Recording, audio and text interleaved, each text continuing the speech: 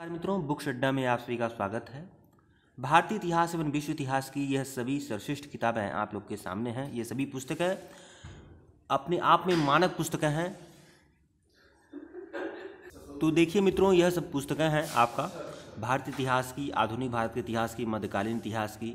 हाँ, ये सब सारी सर्वश्रेष्ठ किताबें आप लोग के सामने रखी हुई हैं, जो किसी न किसी प्रतिष्ठित पब्लिकेशन की है, प्रतिष्ठित राइटरों की है, जो बहुत ही सर्वमान्य पुस्तक है इतिहास की समझ रखने वाले परीक्षार्थियों के लिए, प्रतियोगियों के लिए और उन सभी के लिए जो इतिहास में रुचि रखते हैं। तो बारी बारी सभी पुस्तकों को दिखाता हूं, लेकिन आप लोग समझ जाएंगे। देखिए, यहाँ पर दृष्टि पब्लिकेशन की पुस्तक है भारतीय इतिहास की। दृष्टि पब्लिकेशन की आमतौर पर जो पुस्तक होती है, ये यूपीएससी और स्टेट पीसीएस को ध्यान में रखकर बनाया जाता है। तो दृष्टि पब्लिकेशन एक प्रतिष्ठित पब्लिकेशन है, आप जानते हैं, दृष्टि कोचिंग भी चलती है। तो इसमें भारतीय इतिहास की जो पुस्तक है दृष्टि पब्लिकेशन की, दरअसल यह एनसीईआरटी बेस है। इसमें एनसीईआरटी की टेस्ट सीरीज मिलेगी। कक्षा 6 से लेकर 12 तक जितनी भी पुस्तकें चलती हैं इतिहास की, कक्षा 6 से लेकर 12 तक एनसीईआरटी की जितनी पुस्तकें चलती हैं, सबका इसमें विश्लेषण दिया हुआ है टेस्ट सीरीज के माध्यम से। एक सारगर्भित टेस्ट श्रृंखला के माध्यम से, व्याख्या के माध्यम से बहुत ही अच्छे तरीके से कक्षा 6 से लेकर 12 तक की भारतीय इतिहास को और विश्व इतिहास को कंप्लीट किया गया है। शायद विश्व इतिहास नहीं है, लेकिन सिर्फ और सिर्फ भारतीय इतिहास है, क्योंकि यूपीएससी प्रीलिम्स के मद्देनज़र इसको बनाया गया है। यूपीएससी और स्टेट पीसीएस के का जो प्रीलिम्स होता है उसको ध्यान में रखकर बनाया जाता है। तो इसमें सिर्फ आपको इसमें भारतीय इतिहास ही मिलेगा कक्षा 6 से लेकर 12 तक, वो भी टेस्ट श्रृंखला के व्याख्या के माध्यम से, टेस्ट श्रृंखला और उसका व्याख्या के माध्यम से। तो यह पुस्तकें आपके बुक कलेक्शन में आपका यह पुस्तकें होनी चाहिए। एक बात और आप लोगों से कह दूं कि अगर आप लोग को नोट्स चाहिए तो पूरा का पूरा हैंडरेटेड नोट्स, पूरा का पूरा कंप्यूटराइज नोट्स आपको मिल जाएगा। किसका मिलेगा? एनसीईआरटी की सारी टेस्ट सीरीज, सारे नोट्स आपको मिलेंगे कक्षा 6 से लेकर 12 तक। और यहाँ तक कि प्राचीन इतिहास के अलग नोट्स आपको मिलेंगे, मध्यकालीन इतिहास का अलग नोट्स मिल जाएगा, आधुनिक इतिहास का भी आपको अलग नोट्स मिलेगा, विश्व इतिहास का सभी सारगर्भित नोट्स आपको मिलेगा।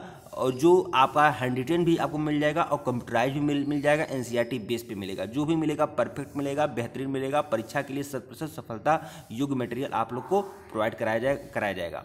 तो उसके लिए आप लोग हमारे ऑफिशियल व्हाट्सएप नंबर पर मैसेज कर सकते हैं। ऑफिशियल व्हाट्सएप नंबर डिस्क्रिप्शन में दिया गया है, आप मैसेज कर सकते हैं।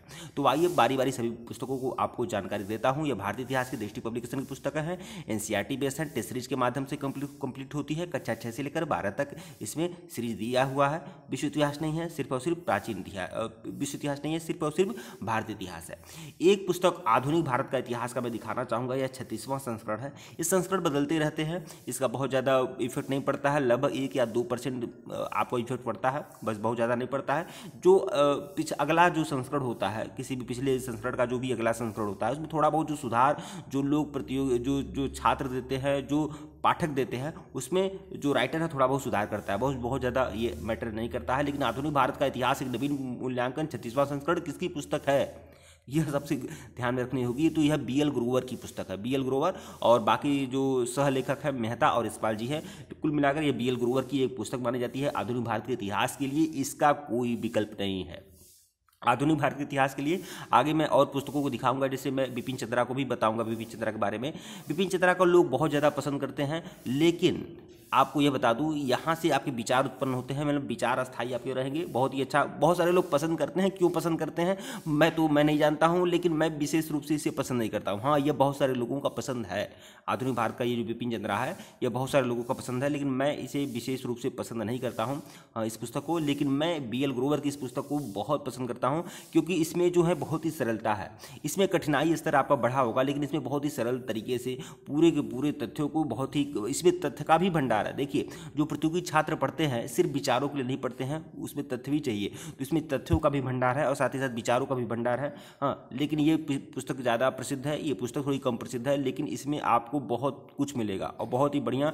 और यह आप लोग देख रहे हैं आधुनिक भारत को कितना 2 गुना में कंप्लीट किया गया है, लेकिन बहुत ही इसमें जो अक्षर लिखे गए हैं, बड़े बड़े लिखे गए हैं और दूरी बनाकर लिखा गया है। बहुत ही अच्छी तरीके से ये आधुनिक भारत की पुस्तक है, जो मुगल साम्राज्य के पतन से लेकर और स्वतंत्रता प्राप्ति तक का सारा इतिहास इसमें है।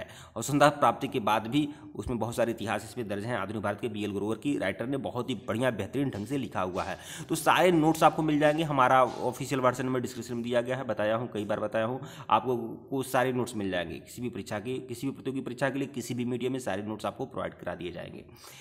मध्यकालीन भारत एलपी शर्मा की बुक है। एलपी शर्मा मध्यकालीन भारत के लिए बहुत ही अच्छे लेखक माने जाते हैं। किसी परिचय के मोहताज नहीं है कि मैं इनका क्या परिचय दूं, लेकिन मध्यकालीन भारत को अगर आपको समझना है तो एलपी शर्मा को पढ़ना चाहिए। यह मोटी बुक है और किसी दिन समय मिलेगा तो मैं हर पुस्तक का विश्लेषण करूँगा, एक एक पुस्तक का। लेकिन अभी मैं एक बड़ा वीडियो बनाने का प्रयत्न कर रहा हूँ, इसीलिए मैं आप लोग को यह सारे बुक को दिखा ही रहा हूँ। तो मध्यकालीन भारत के लिए एलपी शर्मा की बुक पुस्तक ले सकते हैं। आधुनिक भारत का इतिहास बिपिन चंद्रा, यह नाम रटा हुआ है स्टेट पीसीएस और यूपीएससी की तैयारी करने वाले हर प्रतियोगी के लिए जो आधुनिक भारत में इंटरेस्ट रखता है। और सबको भाई यूपीएससी और स्टेट पीसीएस में भले ही आपका सब्जेक्ट हो ना हो इतिहास, लेकिन आपको तो पढ़ना होगा ना, तो उसके लिए बिपिन चंद्रा बहुत ही सरल, और यह पूरा एनसीईआरटी बेस है, ठीक है। लेकिन इसका कठिनाई स्तर बढ़ा है, बहुत बड़ा हुआ है, तो बहुत सारे लोगों को समझ में नहीं आता है बिपिन चंद्रा का। लेकिन यह सर्वमान्य पुस्तक है और बहुत ही प्रतिष्ठित और प्रसिद्ध पुस्तक है, ठीक है। आधुनिक यूरोप का इतिहास डॉक्टर दीनानाथ वर्मा। आधुनिक भारत का इतिहास, आधुनिक यूरोप का इतिहास डॉक्टर दीनानाथ वर्मा।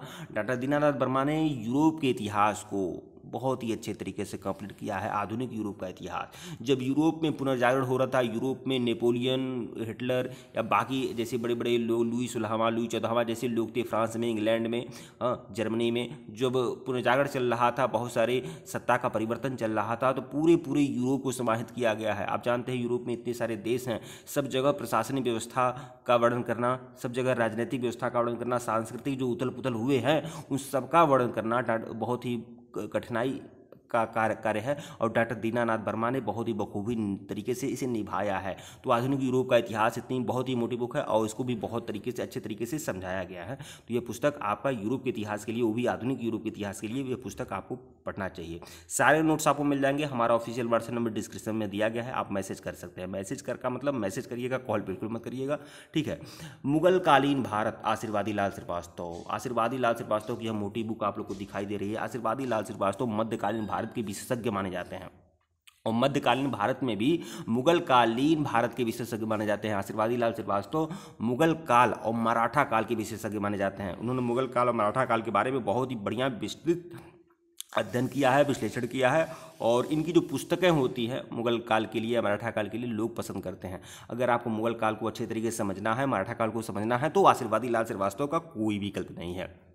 मुगल कालीन भारत जो है, इसमें आशीर्वादी लाल श्रीवास्तव का, इसमें दरअसल ये किया गया है बाबर से लेकर, बाबर जब भारत में प्रवेश करता है, मतलब बाबर के राज्यारोहण से लेकर बहादुर शाह जफर तक, मुगल साम्राज्य के पतन तक को हर शासक के शासनकाल में जो कार्य हुए हैं वो सब दिखाया गया है। जो भी युद्ध नीतियाँ रही हैं, जो सांस्कृतिक नीतियाँ रही हैं, जो धार्मिक नीतियाँ रही हैं, उसको बहुत ही अच्छे तरीके से समझाया गया है।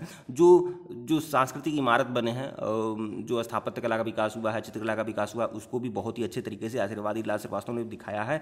और साथ ही साथ मराठा राज्य का उत्कर्ष के बारे में भी पूरा का पूरा इसमें बताया गया है। तो यह पुस्तक आशीर्वादी लाल श्रीवास्तव की मुगल कालीन भारत बहुत ही अच्छी पुस्तक है, इसे आप पढ़ सकते हैं, देख सकते हैं। रोमिला थापर, भारत का इतिहास। रोमिला थापर एक वामपंथी इतिहासकार है, बहुत ही चर्चित और विवादित रहती है, उल जुलूल हरकतें करती हैं। इनके जो शब्द होते हैं आमतौर पर जो बाकी लोगों को बहुत ही कष्ट देते हैं, क्योंकि कुछ ऐसी बातें यह अपने बयानों के लिए चर्चा में रहती है रोमिला थापर, और कुछ ऐसी बातें भी कहती हैं जिससे लोग पसंद नहीं करते हैं।